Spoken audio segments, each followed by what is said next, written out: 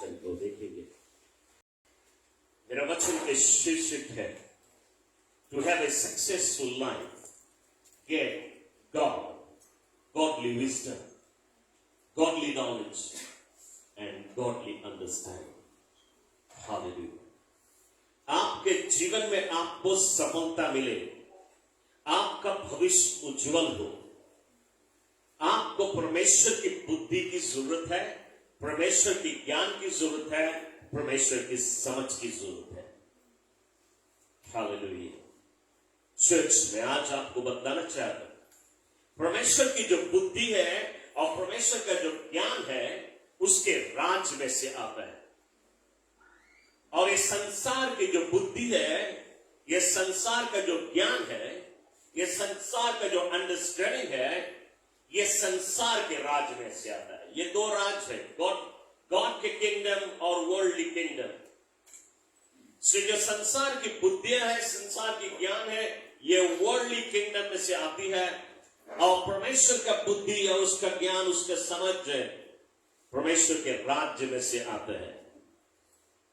Church, आपको आज के जीवन में, आपके जीवन में सफलता मिले, आपके जीवन में हरियाली हो, खुशहाली हो, आनंद हो, अच्छा जीवन हो इस पृथ्वी में और आने वाली भविष्य में भी, तो आपको प्रभु की बुद्धि की जरूरत है, प्रभु की ज्ञान की जरूरत है। और ये जो प्रभु की बुद्धि है, उसके ज्ञान, उसके अंडरस्टैंडिंग, तीन चीज है जहां से आती है।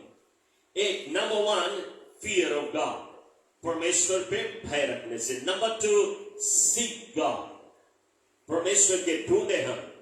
और नंबर थ्री, आपको कुछ नहीं करना है, ग्रेस ऑफ गॉड अपने आप आएगी। हालेलुया। यदि आप में प्रभु का भय हो जाए, यदि आप प्रभु के राज की खोज करें, तो ग्रेस या अनुग्रह अपने आप आएगी आपके जीवन में। ओके, तो ये तीन चीजें यदि आ जाए आपके जीवन में, आपके जीवन में कोई भी कमियां ना होगा, कोई घटी नहीं होगी, कोई समस्या नहीं होगा, कोई भी मुसीबत नहीं होगी और आपका जीवन उज्जवल ही होगा। मैं आपको बतलाना चाहता हूं, आज मनुष्य बहुत से मेहनत करते हैं, परिश्रम करते हैं।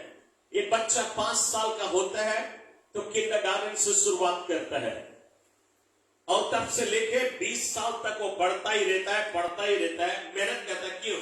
वो संसार के बुद्धि को हासिल करने के लिए, संसार के ज्ञान मिल जाए, संसार का समझ मिल जाए, उसको हासिल करने के लिए ये बच्चा इतनी बड़ी परिश्रम करता है। 20 साल या उससे अधिक भी वो पढ़ता है ताकि उसके पास डिग्री हो जाए, मास्टर्स हो जाए, पीएचडी हो जाए। ये सारी चीजें हासिल करने के लिए कड़ी परिश्रम करता है।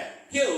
ताकि उसका जीवन इस पृथ्वी में बहुत ही खूब हो, उसके पास नया मोटर हो, नया बिल्डिंग हो, बड़ा बड़ा बिल्डिंग हो, ढेर सारे प्रॉपर्टी हो और दुनिया का चक्कर लगा सके हो। Praise the Lord. इसलिए वो इतना मेहनत करता है। क्या मैं इस पढ़ाई की या संसार की जो बुद्धि है उसका विरोध नहीं कर रहा हूं, वो अच्छा है, आप संसारिक बुद्धि प्राप्त करें, ठीक है। लेकिन मैं आपको बताना चाहता हूं, ये जो संसार की बुद्धि है, संसार का ज्ञान है और संसार का जो समझ है, ये इतनी मेहनत करके आप प्राप्त करते हैं, लेकिन एक दिन आएगा जिस दिन आपके दिल की धड़कन रुक जाएगी, आपका श्वास रुकेगा, ये सारा बुद्धि, सारा ज्ञान वहीं पे समाप्त हो जाएगा।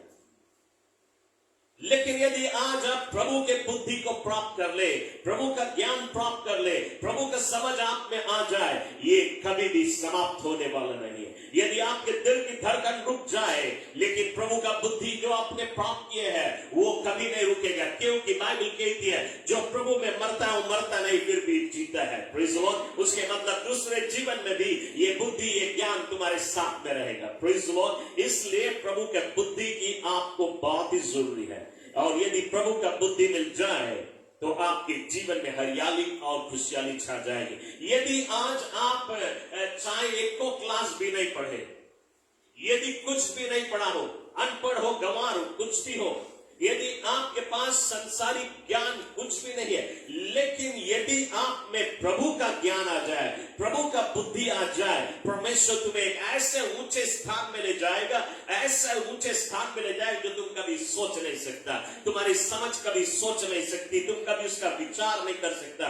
जो डिग्री प्राप्त प्राप्त करने वाले उससे भी ऊंचे स्थान में परमेश्वर तुम्हें ले जा सकता है। Praise the Lord. इसलिए आप चाहे संसार के बुद्धि कितना भी प्राप्त करें, लेकिन परमेश्वर की बुद्धि प्राप्त करने से पीछे न हटे। Glory to God. क्योंकि वही ही आपके जीवन में आशीष की वर्षाओं को लेके आएगा और वही आपको ऊंचे से ऊंचे स्थान में लेके जाएगा। बाइबल हमें ओसाया 4:6 ये कहता है, बाइबल यहां पे कहती है, मेरे प्रजा के लोग आज नाश हुए जा रहे हैं। My people are destroyed. मेरे लोग नाश किए जा रहे हैं। क्यों? मेरी बुद्धि ना होने के कारण। आज परमेश्वर कहता अपने लोगों को, मेरे लोग, माई पीपल आर डिस्ट्रॉयड, मेरे लोग आज नाश हुए जा रहे हैं मेरी बुद्धि ना होने के कारण। आज प्रभु की बुद्धि की हमें आवश्यकता है, हमें बहुत ही जरूरी है। मैं आज आपको बतलाना चाहूंगा, प्रोवेर्ब की पुस्तक में से चैप्टर 4 वर्स 7 को पढ़ना चाहूंगा। इस जगह पे बाइबल कहती है, wisdom is supreme, therefore get wisdom, though it cost all you have, get understanding. Praise the Lord. ना यदि वचन कहता है, यदि तुम्हारा सब कुछ खो जाए, शायद तुम सब कुछ खो दे प्रभु के बुद्धि प्राप्त करने के लिए, सब कुछ खोने दे, चाहे तुम्हारा सभी चीज चला जाए, लेकिन प्रभु के बुद्धि को प्राप्त करे। और जब प्रभु के बुद्धि प्राप्त करेगा तो जो खोया है 100 गुना में वापस आएगा। Glory to God. तो वचन हमें कहती है कि चाहे तुम्हें कितना भी कष्ट पड़े, आप प्रभु के बुद्धि को प्राप्त करें। हालेलुया। ना बाइबल हमें मत्ती के पुस्तक में 6 अध्याय वर्स 33 कहता है, but seek ye first the kingdom of God and his righteousness, and all things will be added unto you. Hallelujah. वचन कहता है, तुम आज परमेश्वर के राज की खोज करें, उसकी इच्छा को ढूंढे, तो तुम्हें बाकी सारी वस्तुएं मिल जाएगी। हम कहते हैं यदि आज हम डिग्री प्राप्त कर रहे, मास्टर्स हो जाए, पीएचडी हो जाए, तो हमारी बाकी सभी वस्तुएं पूरी हो जाएगी। लेकिन प्रभु का वचन कहता है, यदि हम प्रभु के राज की खोज करें, बाकी सभी वस्तुएं हमें मिल जाएगी। हालेलुया। Glory to God. हमें सिर्फ परमेश्वर के राज की खोज करना है, उसकी इच्छा को ढूंढना है। कभी कभी आप प्रार्थना करते हैं, हम लोग साथ में प्रार्थना करते हैं। पिछली बार हम लोग फास्टिंग प्रेयर में भी प्रेयर कर रहे थे कि परमेश्वर हमें अपने राज की दर्शन दे। हम सीख करते हैं तुम्हारी किंगडम को, और कभी कभी हम समझ नहीं पाते हम कैसे खोजे उसके राज को। और आज मैं कोशिश करूंगा बतलाने के लिए, लेकिन मेरे ख्याल से मेरे पास शायद उतना समय नहीं है, क्योंकि हमें प्रभु भोज भी देना है। और मैं इस मैसेज को आपको पूरी रीति से समझाऊंगा नेक्स्ट वीक में भी, इसके 2 भाग में, ताकि हम अगले सप्ताह आपको सिखलाएगा कैसे प्रभु के राज की खोज की जा रही है, कैसे आप उसके राज की खोज करें ताकि तुम्हारी सभी जरूरतें पूरी हो जाए। बाइबल हमें कहती है आपको परमेश्वर के राज की खोज करने के लिए पहली चीज प्रभु पे भय होना जरूरी है। Number 1, fear. यदि आपके अंदर में परमेश्वर के प्रति भय हो, तभी तुम परमेश्वर के राज की खोज करेगा। और जब प्रभु के राज की तुम खोज करेगा, तो बाकी वस्तु अपने आप आएगी। तुम्हें उसके लिए मेहनत नहीं करना है, तुम्हें उसके लिए कड़ी परिश्रम नहीं करना है। वो प्रभु का अनुग्रह है, उसका ग्रेस है। उसके ग्रेस के अनुसार तुम्हारे जीवन में अपने आप आशीष आएगी, अपने आप नया मोटर आएगा, अपने आप नया बिल्डिंग आएगा, अपने आप तुम्हारे जीवन के हर जरूरतें को पूरी की जाएगा, यदि आप प्रभु के राज की खोज करने लगे। लेकिन उससे पहले प्रभु के प्रति आप में फियर की जरूरत है, डर की जरूरत है। यदि आप परमेश्वर से डराएगा तो उसके राज की खोज करेगा। बाइबल हमें प्रोवेर्ब्स की पुस्तक में चैप्टर 14 वर्स 27 कहता है, The fear of the Lord is a fountain of life. अभी तक हमेशा आप सुनते हैं fear of the Lord, परमेश्वर के प्रति भय बुद्धि का शुरुआत होती है। ओके, आप परमेश्वर पे जब भय रखता है, वो आपका क्लास 1 है। आप जब परमेश्वर पे भय रखते हैं, आपकी बुद्धि का शुरुआत वहीं से होता है। ओके, और फिर बाइबल कहती है, The fear of the Lord is a fountain of life. क्या जरूरत है आपको? आपको जीवन मिल जाए तो सब कुछ मिल जाती है। परमेश्वर पे भय रखने से वहीं से जीवन का सोता निकलता है। यदि आप परमेश्वर पे भय रखेगा, उसी जगह से परमेश्वर का जीवन का सोता निकलता है। लेकिन यदि तुम परमेश्वर पे भय ना करे तो आप फिर घमंडी हो जाएंगे, और जब घमंड करेगा तो तुम चूर हो जाएगा, तुम नाश हो जाएगा, तुम बर्बाद हो जाएगा। तो परमेश्वर पे भय रखने से हमारे जीवन में जीवन का सोता निकलती है।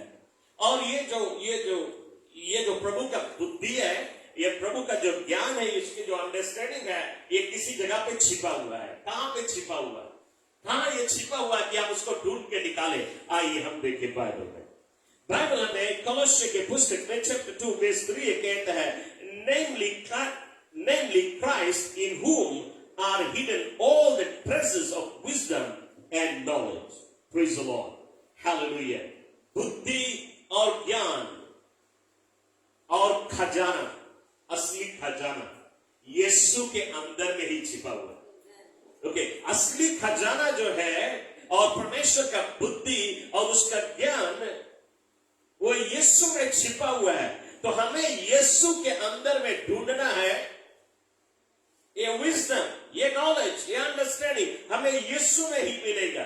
यीशु मसीह कहां है? वो हमारे दिल के अंदर में रहता है। लेकिन हम कैसे उससे हासिल करें, कैसे हम पाए इस विजडम को, ये नॉलेज, ये ज्ञान है, हम कैसे हासिल करें उससे, कैसे हमें मिलेगा? ये है प्रभु का वचन। हालेलुया। बाइबल में कहती है, in the beginning was the word and the word was with God and the word was God and the word became flesh and dwelt among men to set the captives free. आदि में वचन था, वचन परमेश्वर के साथ था और वचन परमेश्वर था और वचन ही देहधारी हुआ, वचन ही कुंवारी मरियम के द्वारा पैदा हुआ, इस पृथ्वी में आया ताकि हमें और तुम्हें उद्धार दे सके। Glory to God। तो यीशु मसीह कहां है? ये है यीशु मसीह। हालेलुया। और इसी के अंदर में परमेश्वर का बुद्धि और परमेश्वर का ज्ञान छिपा हुआ है। यदि हम इसको अध्ययन करने लगे, हमारे अंदर में जोश पैदा हो जाए, इसको पढ़ने के लिए, इसको अध्ययन करने के लिए, इसके समझने के लिए, ये नहीं कि आप जेनेसिस से लेकर रिवलेशन पढ़ डालें, नहीं, ऐसा नहीं। आप एक लाइन भी पढ़े, उसको समझने की कोशिश करें और अपने आप से पूछे, इसमें से कौन सा ऐसी चीज जो मेरे जीवन से बातें करती है, मेरे जीवन में कहां पे कमजोरी है। यदि हम उसको देखें और उसको ढूंढे और अपनी गलतियों का एहसास करते हुए, रिपेंट करते हुए अपने जीवन को बदले, यदि रोजाना हमारे जीवन में वचन काम करे, इसको हम पढ़े, अध्ययन करें, रोजाना अपने जीवन को बदलता रहे, तो हम क्या करता है? हम उसके राज की खोज करता है। और जब हम इतना करेगा, आप देखेगा बाकी सभी वस्तु अपने आप आने लगेगी। तो आप सोचेगा, चकित हुए, ब्लेसिंग कहां से आ रहा है? हम आज तक ऐसा ब्लेसिंग नहीं देखा जो ब्लेसिंग हमारे जीवन में आती है। Praise the Lord. वो प्रभु का अनुग्रह होगा, उसका ग्रेस आपके ऊपर आएगा। आपने उसके लिए मेहनत नहीं किया है, आपने उसके लिए पसीना नहीं गिराया है, लेकिन प्रभु आपको ऐसा आशीष की वर्षाओं को देगा। Glory to God. हालेलुया। मैं बुक ऑफ डैनियल में से आपको ये बात साबित करना चाहूंगा। बुक ऑफ डैनियल में वैसे बहुत सारी जगह है, लेकिन बहुत जगह नहीं जाऊंगा, आपको सिर्फ 2 जगह से बतलाना चाहूंगा। डैनियल के पुस्तक में यदि हम देखें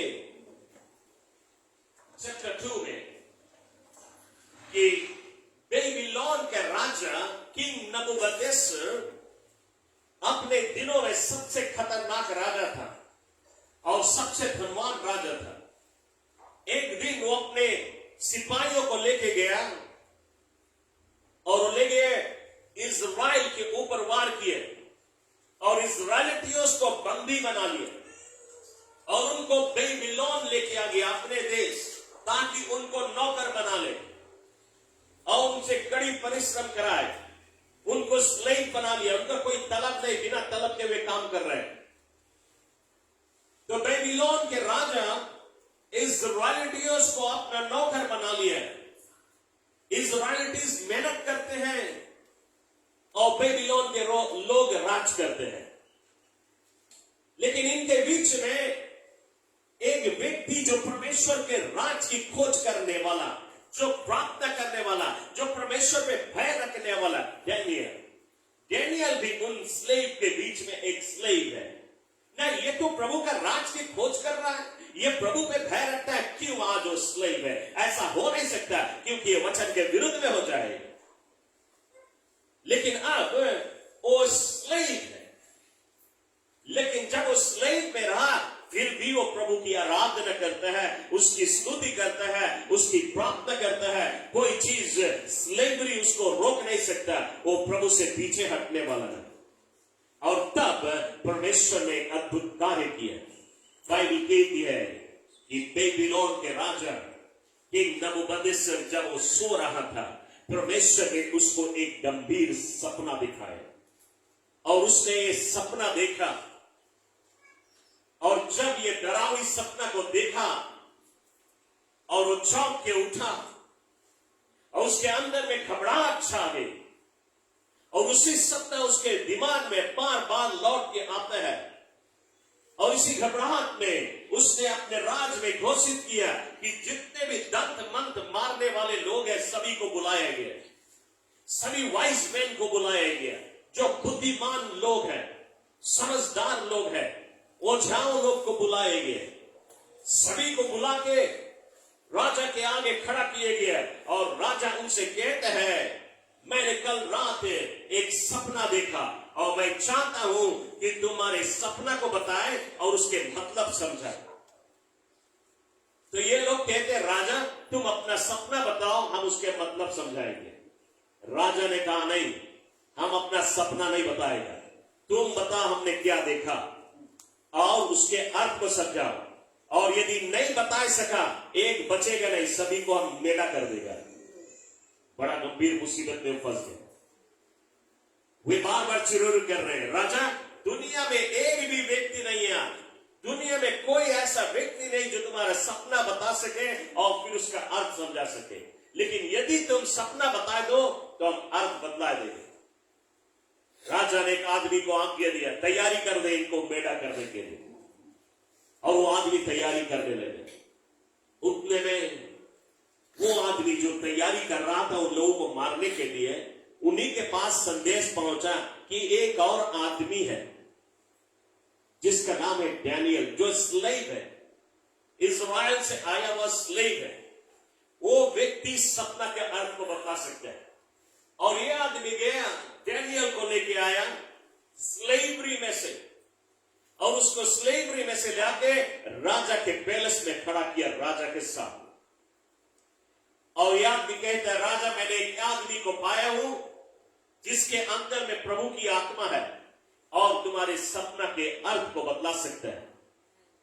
यह राजा पूछता है, क्या तू मेरा सपना बता सकता है और क्या तू उसको इंटरप्रेट भी कर सकता है, उसके मतलब समझा सकता है? डैनियल कहता है, बिल्कुल नहीं, मैं ऐसा नहीं कर सकता हूं, लेकिन प्रभु की आत्मा जो मुझ में है वो कर सकता है। और डैनियल ने राजा को उसका सपना बताया।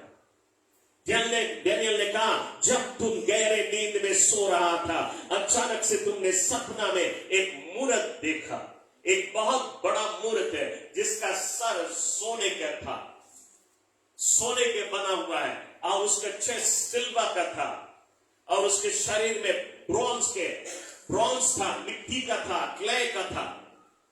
तुमने ये बहुत खूबसूरत चमकता हुआ स्टेचू को देखा, और बहुत भारी स्टेचू को देखा। और जब तुम उसको देख रहा था, अचानक से तुमने देखा आकाश से एक पत्थर रिलीज हुआ, और वो पत्थर आके स्टेचू से टकराया, और स्टेचू गिरा नीचे, और वो चूकना-चूर हो गया।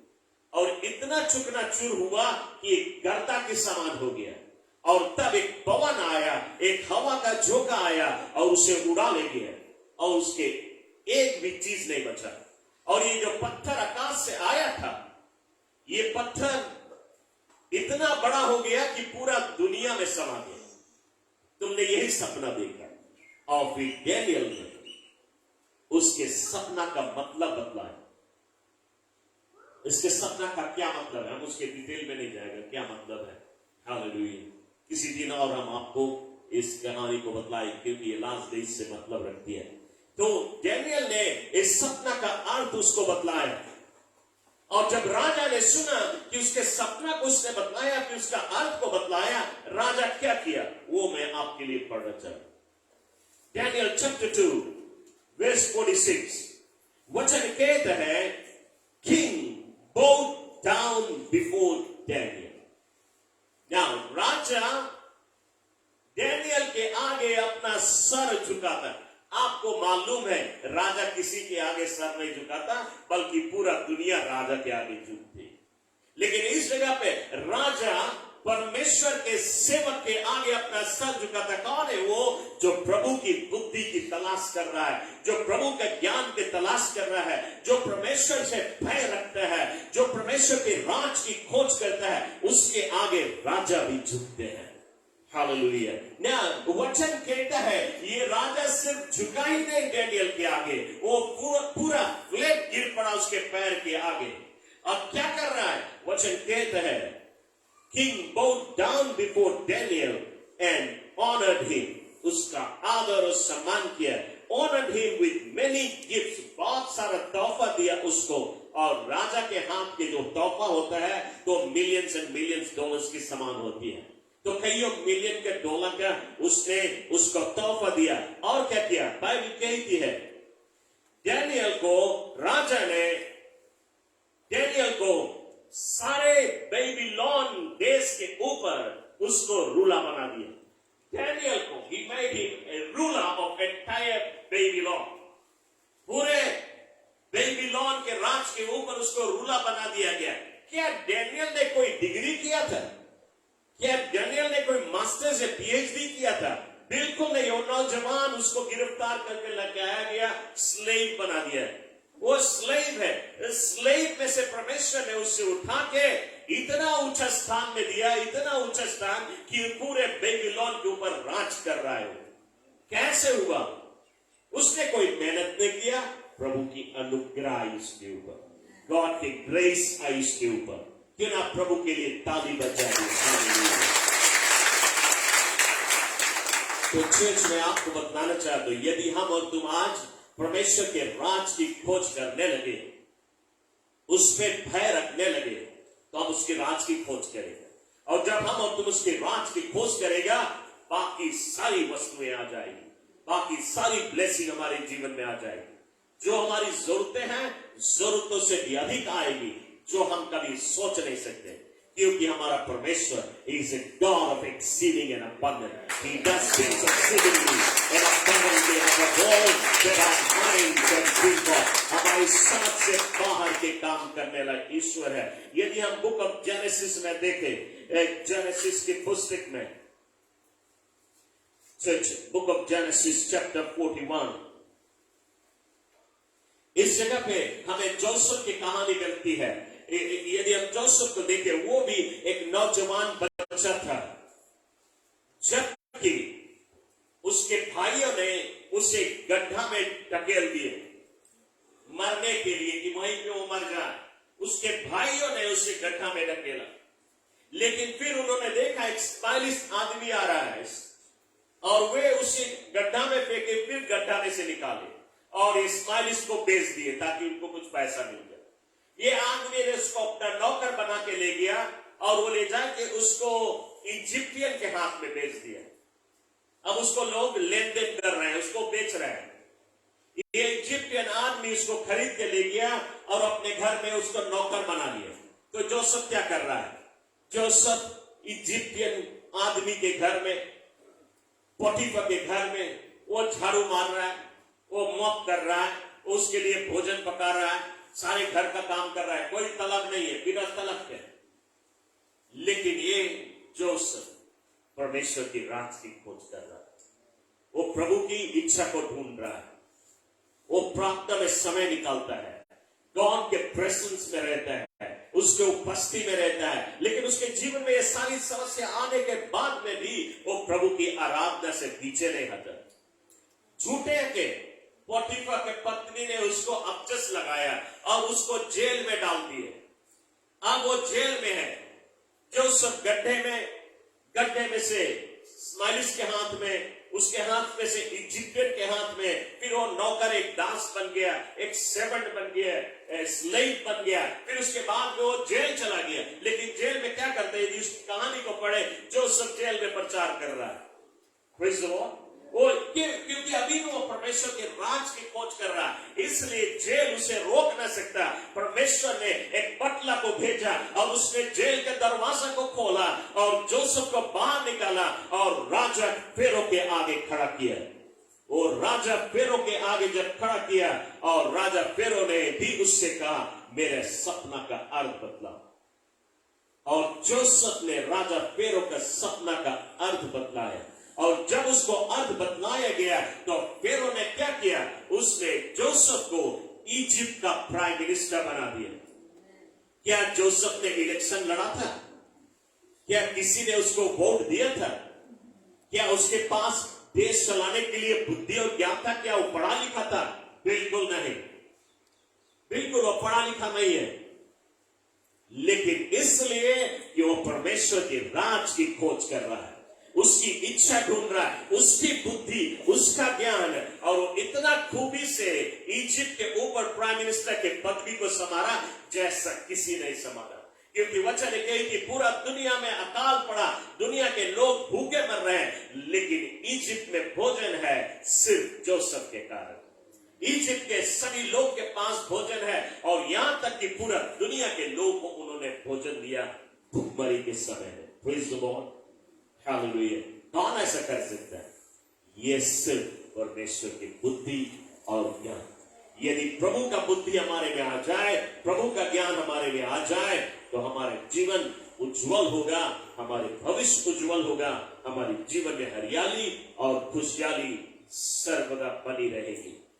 चर्च, मैं आज आपको बताना चाहूंगा, मनुष्य की जो बुद्धि जो संसार से आती है, वर्ल्डली किंगडम से आती है, ये बुद्धि यदि हम देखें तो ये बुद्धि काफी बलवंत है, ये बहुत कुछ कर सकती है, लेकिन बहुत कमजोर भी है। इसके दोनों भाग है। ये बुद्धि ऊंचा भी है, ये बुद्धि बहुत नीचा भी है, क्योंकि संसार के जो राज है उसमें डार्कनेस भी है, अंधकार भी है। इसी कारण से संसार की बुद्धि में अंधकार भी होता है। लेकिन यदि इस संसार की बुद्धि को हम तुलना करें, आज इस संसार की बुद्धि इतना बढ़ गया है कि आज मनुष्य हवा में उड़ते हैं, इतना बुद्धि बढ़ गया है। एक देश से दूसरे देश सफल करते हैं, यहां तक कि चांद तारा में भी मनुष्य पहुंचने लगे। यह मनुष्य की बुद्धि, मनुष्य की बुद्धि आज मनुष्य को भी बनाता है, रोबोट बनाता है, लेकिन उसमें जान नहीं खाली डाल पाता है। रोबोट बातें भी करती है, जो कुछ कहे उससे करने के लिए करता है। अनेक से प्रकार के टेक्नोलॉजी आज दुनिया में बढ़ रही है। लगभग हर एक सप्ताह नया नया चीज इन्वेंट किया जा रहा है, नया नया चीज निकाली जाए। तो यदि हम देखें, ये बुद्धि बहुत ऊंचा है, बहुत कुछ मनुष्य कर सकते हैं, लेकिन ये बुद्धि की नीचाई भी है, और नीचाई इतना नीचा है कि वो भी एक सोचने वाली बातें हैं। आज हर एक मनुष्य जानता है, चाहे विश्वासी हो या अविश्वासी, हर एक मनुष्य को मालूम है कि इसका जीवन इस पृथ्वी में सब रोज के लिए है। इस जीवन के बाद में हम कहां जाएंगे, क्या होगा हमारे जीवन।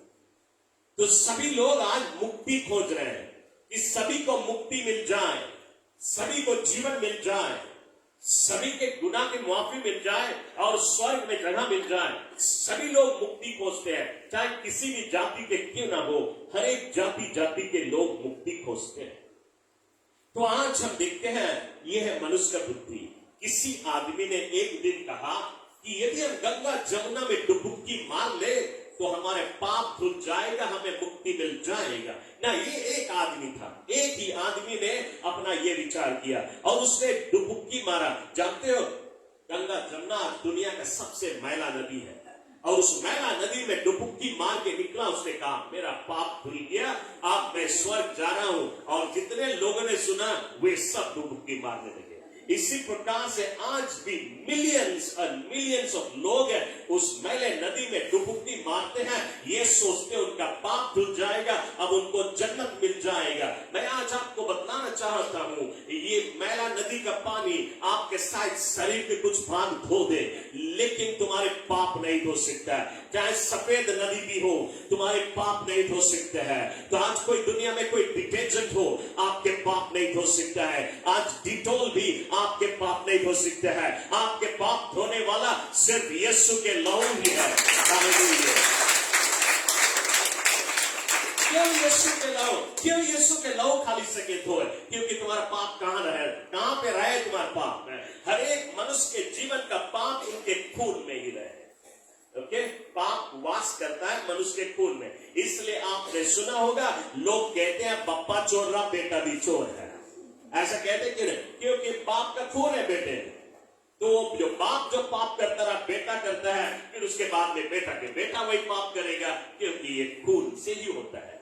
इसलिए यीशु को पवित्र खून बहाना पड़ा, ताकि मनुष्य के पाप को धो के वो साफ कर सके। Glory to God, hallelujah. तो आज लोग मुक्ति प्राप्त करने के लिए बहुत कुछ करते हैं। किसी आदमी ने ये समझा कि ये पत्थर हमें मुक्ति दे देगा, तो वो पत्थर में रोज मोड़ मार रहा है, हल्दी लगा रहा है, वगैरह वगैरह। लेकिन वो तो मुक्ति देने वाला नहीं, वो तो पत्थर ही है। क्या है? वो परमेश्वर ने उस पत्थर को बनाया है, लेकिन पत्थर हमें मुक्ति नहीं दे सकता। किसी आदमी को मैंने देखा, एक सिरसा पेड़ के ऊपर वो ईयर डोरा लपेट रहा है, और राइट रॉन्ग घूम रहा है, मंत्र बोल रहा है। मैंने कहा, भाई क्या बोल रहा है, क्या हो रहा है? अरे चुप, डिस्टर्ब नहीं करो, क्योंकि वो मुक्ति खोज रहा है, पाप से क्षमा खोज रहा है। तो ये भी मनुष्य का बुद्धि, आप देखें, मनुष्य की बुद्धि एक ऊंचाई है, लेकिन उसके कितना नीचाई भी है कि हम थोड़ा देरी रुक के समझने की कोशिश नहीं करते हैं। हम कहां किसी कीच में पड़े हुए हैं। लेकिन यदि हम प्रभु के वचन में आए, जहां पे दुनिया का सारा बुद्धि छिपा हुआ है, और जॉन चैप्टर 14:6 में यीशु ने कहा, मैं मार्ग हूं, मैं जीवन हूं, और मैं ही सच्चाई हूं। मेरा देने द्वारा कोई परमेश्वर के राज में नहीं जा सकता, सिर्फ मैं ही परमेश्वर के राज का रास्ता हूं। तो आज लोग इतना तलाश कर रहे हैं, इतना मेहनत कर रहे हैं, लेकिन उनको मिलता नहीं। यदि बाइबल में आए, वहां पे हमें उसकी जवाब मिलती है। आपके हर एक सवाल का जवाब आपको धर्मशास्त्र में मिलता है। आज वैज्ञानिक लोग कई वर्षों से वे ढूंढ रहे हैं कि ये जो दुनिया जिसमें हम रहते हैं, ये दुनिया कहां से आई है, किसने इसको बनाया, कैसे आ गया ये दुनिया। तो वे समझने की कोशिश कर रहे हैं, लेकिन उनके समझ में नहीं आता।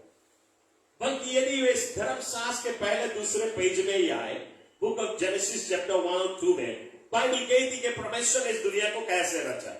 तो हमारी सवाल का जवाब बाइबल में है, प्रभु के बुद्धि में सभी सवाल का जवाब है। आज भी वैज्ञानिक ढूंढ रहे हैं कैसे दुनिया आ गई संसार में, और उनको मिलता है। एक समय की बात, वैज्ञानिक जो होते हैं, साइंटिस्ट लोग, हम आज दुनिया में लोग कहते हैं सबसे बुद्धिमान लोग हैं इस पृथ्वी में। लेकिन ये बुद्धिमान लोग खोज रहे हैं, एक दिन की बात है जब वे खोज रहे हैं कि ये दुनिया फ्लैट है कि ये दुनिया स्क्वायर है। उन्होंने मांगे जाने दुनिया है कैसा। तो उसके बारे में अध्ययन करते कितना दिन, हजारों वर्ष बीत गया अध्ययन कर रहे हैं कि दुनिया कैसा है, और हजारों वर्ष उनको बीत गया इस दुनिया को समझने के लिए।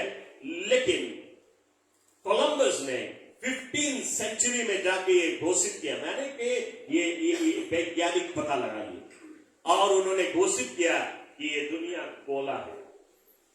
ओके, इतना हजार वर्ष लगाए और उनको पता चला कि दुनिया गोला है। बल्कि यदि बाइबल को वे उठाते, तो बाइबल में हमें इसाया 40:22 ये कहता है that the earth is a circle। ना बाइबल तो पहले से बताया, ये प्रभु का बुद्धि हमें पहले से बताया, लेकिन हम उसको छोड़ के और इस दुनिया में खोज रहे हैं। ये है मनुष्य का बुद्धि। कुछ दिन पहले लोग ये सवाल कर रहे थे, इतना भारी दुनिया ये इतना गढ़ू दुनिया, कौन सा चीज इसको रोक के रखा है?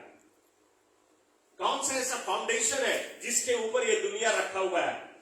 और लोग ढूंढ रहे हैं, पता लगाना है कि कौन सी चीज के ऊपर ये रखा हुआ है।